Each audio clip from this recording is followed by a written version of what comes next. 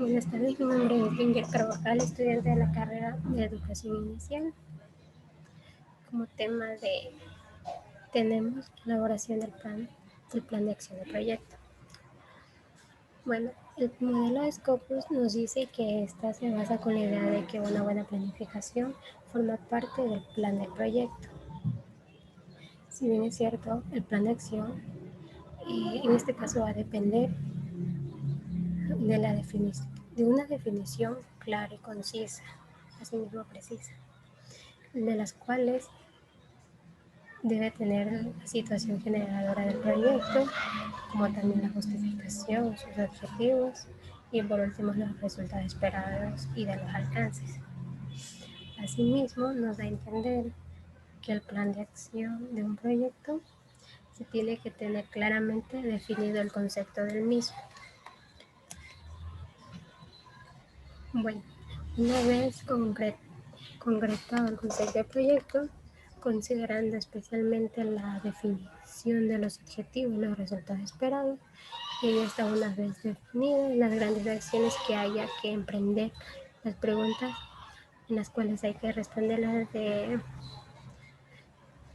y en estas preguntas sobre el plan de acción se cuestionan las interrogantes en las cuales nos dice que qué actividades serán necesarias para alcanzar los objetivos y resultados esperados, cuánto se llevará a cabo cada actividad, quiénes serán los responsables de su ejecución, cuánto costará cada actividad, cuál es la mejor secuencia para la realización de estas actividades, cuáles son las actividades cítricas del proyecto, a qué productos dará lugar a la realización de las actividades y por último, qué recursos serán necesarios.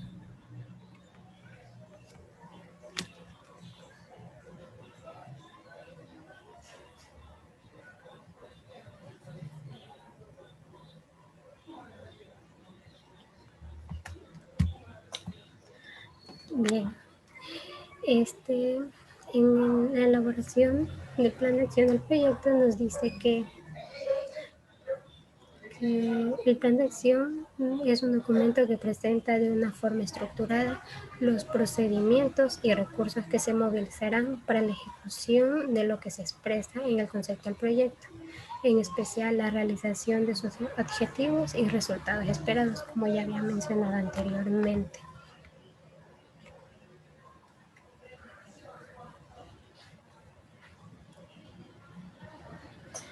Bien, como siguiente tema tenemos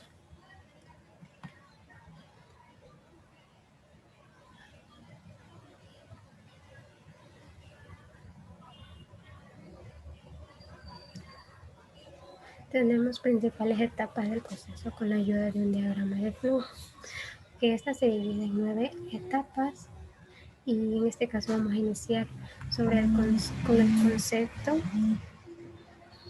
con el concepto del proyecto.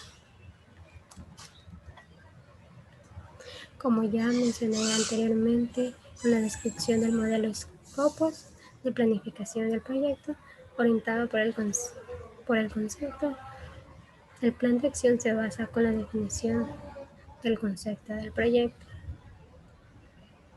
Como segundo punto tenemos la definición de acciones, actividades y tareas. En esta etapa se especifican todas las acciones y actividades y tareas que tendrán que llevarse a cabo para que el proyecto alcance los resultados esperados.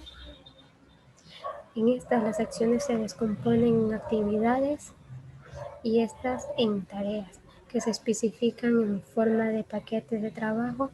No ocuparemos en paquetes de trabajo. Bien.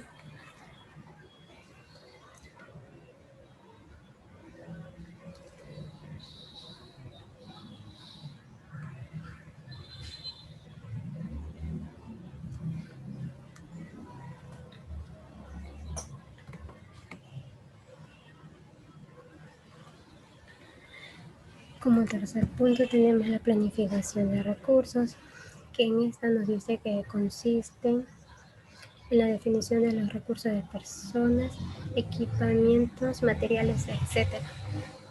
Y su cuantificación para realizar las actividades previstas de un proyecto. Como cuarto punto tenemos ordenación de las actividades. Que nos dice que en esta consiste en la identificación de las interdependencias entre las diversas actividades y tareas del proyecto. Todas estas actividades se relacionan con la asociación lógica, indicando los antecedentes en los cuales se deben ejecutarse antes de las posteriores que se deben ejecutar después. Y cuando no existan relaciones de precedencia, pueden ejecutarse dos o más actividades de una forma simultánea. Como quinto punto tenemos estimación de la duración de las actividades. Y esta se basa en la previsión del tiempo que se empleará en la ejecución de cada actividad o tarea del proyecto, tomando como base experiencias anteriores, proyectos similares o actividades afines ya ejecutadas por los equipos implicados en el proyecto. Como sexto punto tenemos estimación de costes, la cual en esta nos quiere decir que consiste en la previsión de los recursos financieros necesarios para realizar todas las actividades del proyecto. Como séptimo punto tenemos la elaboración del cronograma.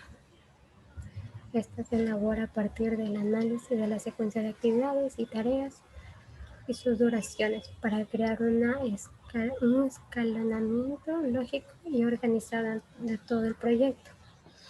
Como octavo punto tenemos la elaboración del presupuesto, que nos dice que es la distribución de los recursos necesarios para los diversos capítulos de gastos del proyecto, como indicación de la forma de desembolso en el transcurso de su desarrollo. Y por último, tenemos el plan de acción, que en esta nos dice que el principal producto del proceso es de planificación, ya que en este contiene todas las informaciones necesarias para gestionar el proyecto.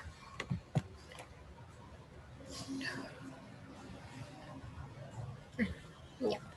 Como siguiente tema tenemos transformar el proyecto en tareas ejecutables.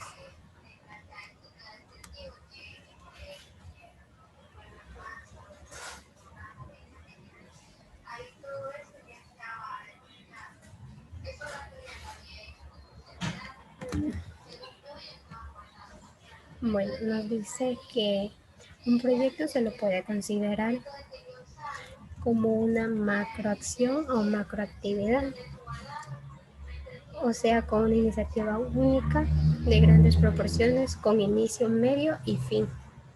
Sin embargo, a menos que se trate de una iniciativa extremadamente pequeña y simple, el dominio y la comprensión de su complejidad, así como la planificación de su realización, solo pueden alcanzarse cuando el proyecto esté dividido en partes menores y más sencillas y más sencillas.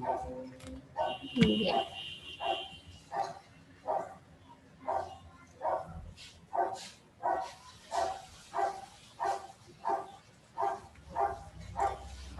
En la estructura de descomposición del trabajo, EDET, como sus siglas los dicen, EDT, como sus siglas nos da a entender que es la estructura de descomposición del trabajo. Ya. Este método es conocido también por las siglas WBS, que son siglas inglesas, y esto nos quiere decir que la EDT es una estructura jerárquica en la que el proyecto se divide en actividades cada vez menores y más sencillas hasta llegar al nivel de tareas ejecutables que pueden denominarse paquetes de trabajo. Y esta tiene como objetivo de la EDT es romper o descomponer grandes actividades en actividades menores y más sencillas, de manera que se obtenga una especificación de un conjunto de tareas necesarias para la ejecución del proyecto. Bien, como interrogante tenemos cuántos niveles debe tener una estructura de descomposición del trabajo RT. Bien, esta puede tener entre 4 o más niveles o quizás sea necesario dividir el proyecto en subproyectos menores. Asimismo, ¿qué características deseables del último nivel de la EDT? Como principales características tenemos que tenga un principio y un fin bien definido. Asimismo, puede observarse el estado en el que se encuentra su realización, que también tenga el tiempo y el coste de su ejecución claramente definidos y por último pueda encomendarse a una persona o a un equipo. Bien, esta fue mi intervención sobre aquellos temas que se mencionaron. Gracias.